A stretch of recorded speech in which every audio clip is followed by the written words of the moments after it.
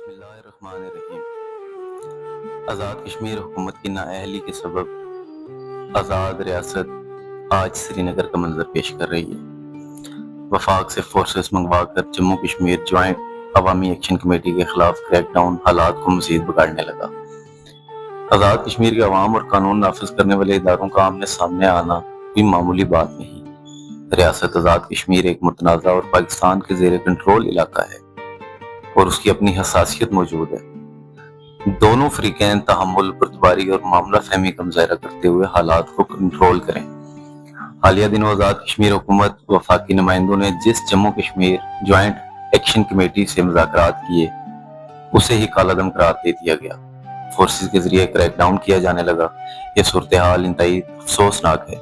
गुज़श्ता शब अवामी action committee के रहनुमाओं की गिरफ्तारी की कोशिश में शाहजेब हबीब शहीद हुए। रावलाकोट में उनकी नमाज जनाजा में हजारों अफराद मौजूद थे। इंसानी जानों का ज़िया मामूली नहीं होता। इस पर संजीदगी और सियासी बसीरत का मुजाहरा किया जाना चाहिए। आज़ाद कश्मीर पुलिस के मुताबिक अब तक 72 अफराद को हिरासत में भी ले लिया गया है। रियासत का फर्ज शहरियों के जानो माल का तहफ़्फ़ुज़ है, न कि इख्तिलाफ राय पर गोली से जवाब देना।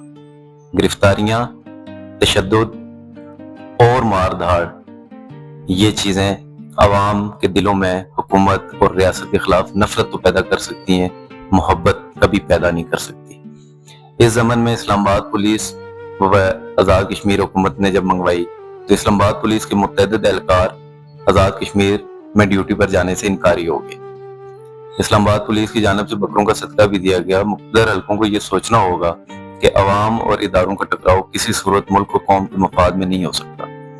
आज़ाद कश्मीर की हुकूमत के जिम्मेदारान से ये लाजमी पूछा जाए कि जब पुरअमन एहतजाज की कॉल दे दी गई और अभी 9 जून आया भी नहीं तो इस तरह के ओछे हथकंडे अपनाकर क्यों नफरतें बढ़ाई जा रही हैं। और अवामी एक्शन कमेटी को भी लचक दिखाते हुए अपना फोकस अवामी मसाइल पर ही रखना होगा।